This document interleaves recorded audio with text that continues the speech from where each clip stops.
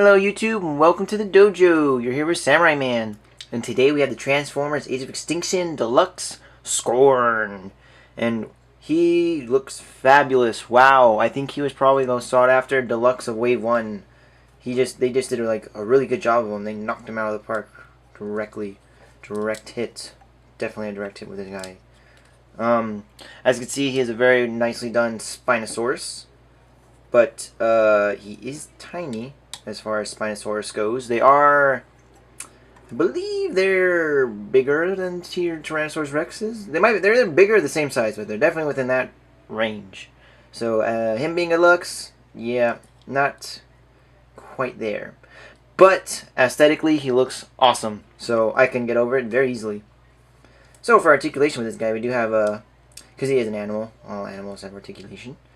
He's got little ball joints at his shoulders. I guess these would be his shoulders. Yeah, shoulders. His jaw does open a lot. Look at that. It's like Daffy Duck. He looks kind of like Daffy Duck when he has a bomb in his face. You do realize this means war. Yeah, that's what this reminds me of.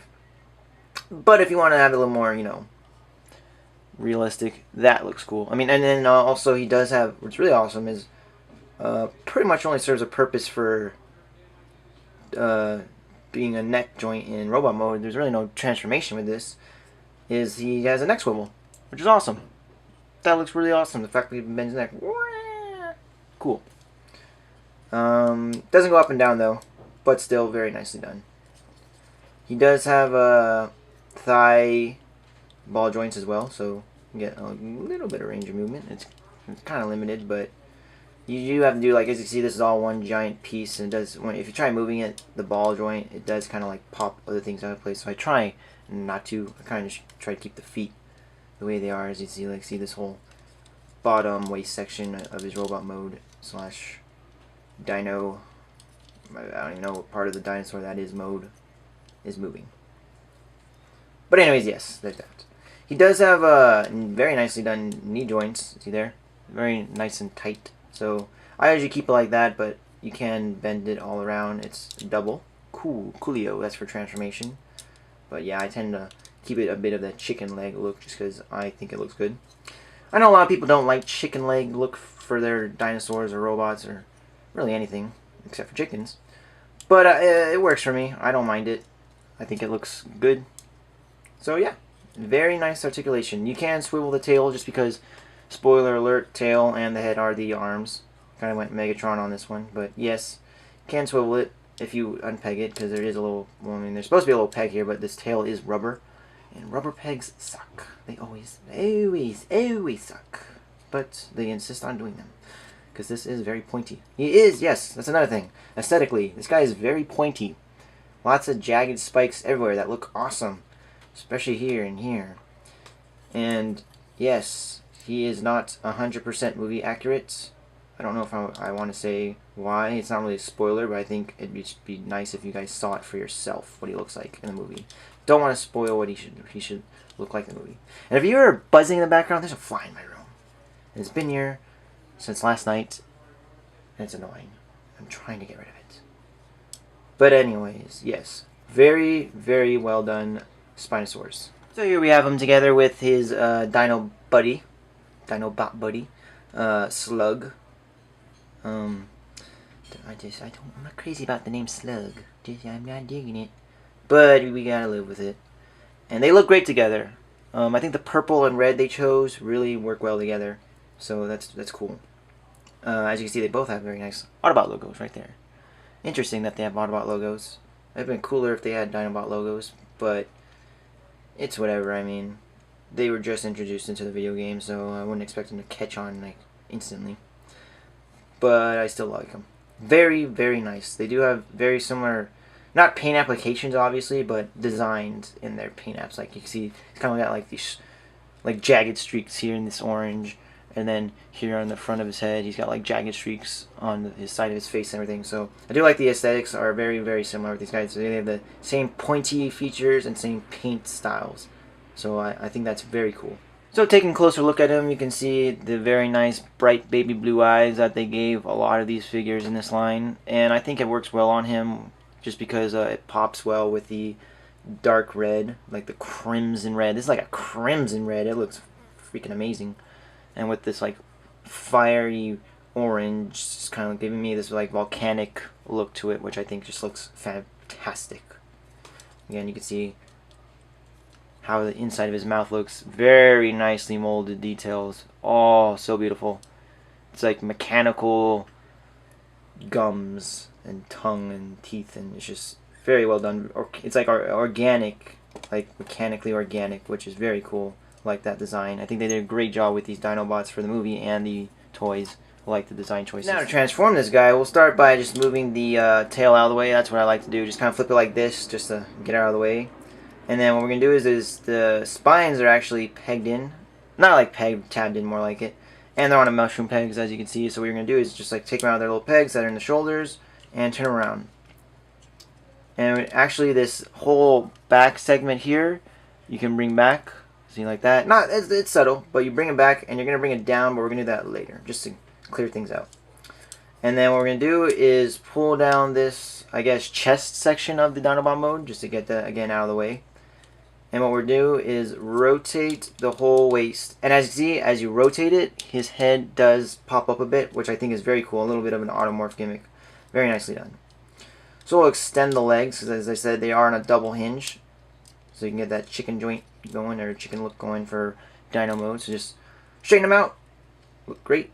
Next, what we're going to do is split open these, I guess, knee, leg, slash, ankle, everything piece, this whole piece. So I'm both open just to give his legs a little more dimension and girth. And then what we're going to do is we're going to bring the middle toe of the dino foot and bring it up. And that's going to form the foot. And that actually looks really awesome. I'm surprised at how well, or how much I think that as a foot looks good, as just like taking one dino claw and flipping it. That really works well for me. I think my favorite feature of this guy is you take these side skirts, fold them down, and they do look like the jaws of his dino mode, which clearly they aren't because that's way up here. But as an aesthetic piece, I think that looks good. It looks really awesome just for design purposes. I think that's cool. And so what we're going to do is just bring out the head the rest of the way. Just get that all the way up. You know, just pop it up. And kind of just angle his shoulders the way you want them. Bring down the arms. Just kind of find a pose for that later. Bring them down on both sides. Flip around the head. You're going to want to rotate it so it does have a bicep, as you can see. And what we're going to do is we're going to fold this whole piece back just to get it out of the way. And what we're going to do is fold out the hand, which is right in his head. Did you even see the hand there? Could you even tell that was a hand? Because I couldn't at first. So pull it out and there's a hand. That looks great. That's a fantastic arm slash hand. I do wish this was on a hinge just so you could fold this whole piece up, make it a little more arm looking and a little less head looking, but still looks great. And we're pretty much done. I'm just going to angle some things just to get them out of the way. We also have a hidden blade actually right here in the tail, which is very cool. So you just pop it out, and he does have an extra melee weapon. I think is really awesome. I could easily see them saying he's got the sword slash lance arm. Why bother giving him an extra weapon? So that was really cool of them to add this, just to beef him up a little bit more. And usually what I like to do is kind of have this in kind of like a defensive pose. Angle his head more like that.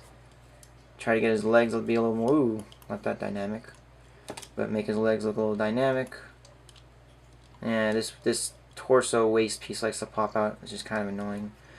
Bring back the arm, and because you do have the articulation right here in this neck slash wristish kind of forearm, bicep, elbow, there we go, elbow area. Can't bring that up. So yeah, I think that looks mighty cool. Gonna just get everything situated.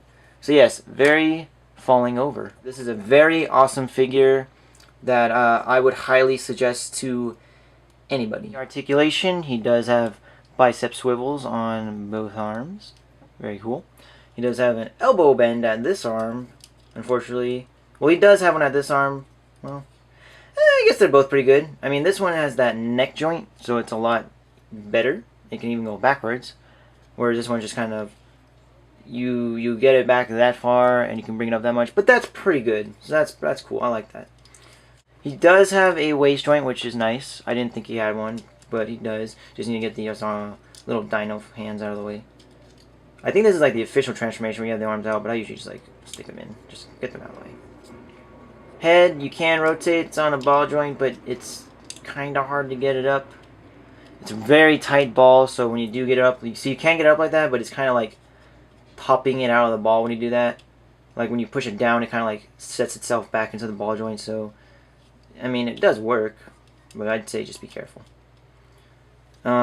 Legs, again, double hinge, so you can bring his legs quite far up, and he does have a thigh ball joint as well, so you can get a full range of movement there. Nothing at the feet. Nice movement, very nicely done, and I think that covers it. His little hand here does go in his head, so I guess you can call that wrist articulation.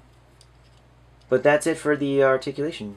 It's a good amount. And that fly just flew in my camera shot, didn't he? I'm gonna get you. He does have a very samurai style to him, which I love. Big surprise. But yeah, he's got this shoulder armor here. He's got the side skirts that kind of do look like the side armor of a samurai. These kind of look like the war flags, his spikes. And I do love these, by the way, the way they separate and then fold into like armor in the back, so that looks really cool. Head sculpt looks really different than what you'd expect from a movie toy. This head sculpt is pretty basic. I mean, it's just a helmet, very basic faceplate, and then a very basic visor. So I like it. I think it looks awesome, but it's just interesting how they decided to go with a more, I guess, TV show style, like cartoony CGI TV show, whatever style, rather than the normal movieverse style where it's super mega detailed and all these little pieces and all that. It's very bland, but I like it. It works for me. And here he is next to the High Octane Bumblebee, and pretty decent size as far as the toy goes. I think as a toy he looks like a good size. Obviously in the movie he is much bigger. He is a dinosaur and Bumblebee is just a car. So, yeah, as far as that scale goes, terrible. But as a toy, I think they look good together. To transform him back into his robot mode, we'll just start by folding these pieces at the feet. Again, just very subtle, but just see how much different it looks. Look how thin his legs look. So it's very nice. Fold up the big toe, or foot, back into a toe. Do that. We'll just rotate the tail and bring up the complete arm section, just to get that out of the way. We'll do that with this headpiece as well. Fold in the jaw and fold up the hand. Rotate around. Just line up everything. Get that out of the way. We'll pull up these spikes here. See, they do tab in. Just untab them. Just to get them out of the way. Bring the little fingery hands out of the way. Cute little hands. They are just little nubby hands. So just to get them out of the way, we'll pull them here. Let's see. We'll pull up this piece just to unpeg it, and that fly just went to my shadow. Girl, I'm gonna get you, fly. I lost my train of thought now. Fold in the head, we'll do that. Fold in the head, rotate it back, bring the hands facing towards the head, obviously. So that gets that out of the way. Push it, see the body just goes down. If you push the head, the whole body goes with it. Very cool. I do think that's a cool feature. Fold the body back, or I guess the back to the rest of the body. Rotate the spikes, tab them in, just line everything up the best you can. There we go. Bring back this whole bottom half of the waist and try to line up this red piece here, which was the front crotch piece, and then line that up with a tab. Bring this waist piece back. Try to get that all together. It's a little difficult because nothing tabs perfectly together, but do your best. I do. I try to do my best. Then we're going to bring this double hinged leg just back into his standard formation. Just like I said, I just try to keep it like there. I don't really mess with that. Just because I think it looks good like that. Again, rotate on the ball joints, and then take the double hingeness, bring it up. Fold in this. There's another tab here at the base of the neck, and then there's a tab hole here at the chest, I want to say, or I guess upper chest area. Get clearance, just bring it all in, And it tabs in nicely if you can get it. There you go. So you bring it up. Pretty much you know where the head goes based on where this is. So this is where the head should be lined up. Where's the rest of the body? Because it doesn't go up and down. So there you go. And we're done. Just again, take the sword. I spoke too soon. Put it back in. It can be a little difficult to get in. At least for me. I mean, because it is very specific as to where it's, or how it's supposed to go in. But you want to just kind of like jam it in there. I've had better days with this sword. There you go. Got it. Nice. First try. Nah, I didn't. That was more like a third or fourth. Who cares? It's my channel. You want to do what I want. There we go. So again, just get everything lined up properly. I'm trying to figure out where I want these legs to. Yeah, bring them down like that. And then we got them back. Pretty much got them back right there, I'd say. Let's just bring that forward. Not perfect, but it's going to work for the end of this review. So yes, I highly recommend this guy. I did see the Takara version at Anime Expo. He does look cool. The Takara version does look very awesome. It's basically the same. The red's a little deeper and darker, which is cool. This orange is gold, which looks fantastic. This gray might be a little darker, but I can't really remember. But that's really what stood out to me was the red and the gold. So, I mean, I'd say as far as these figures go, obviously Takara does better jobs, but they're not as metallic-y as they usually are. Like, they are very metallic-y. Like, if you look at Slug, the Japanese Takara version, that one is very nice and metallic-y. But as far as paint apps go, there's not very much difference as far as how much paint is applied. Usually, you look at the Takara version and it has more paint. Like the High Octane Bumblebee, that one has a ton more paint, whereas the Hasbro one has less. Whereas this one just has more like a different paint scheme rather than less paint. So it's really up to you. I say the American one is perfectly good as long as you don't get one like mine where it's scratched up and stuff. That's annoying. But if you want to paint it like I did, that works. I mean, you probably couldn't even tell I painted it. But anyways, guys, don't forget to follow me on Tumblr at Macation and Instagram at Mechas of Ironheart. You can find me there. And also, just for my YouTube channel, don't forget to comment, like, and subscribe! Yes, so, as always, this is Samurai Man, and I want you all to have a great day!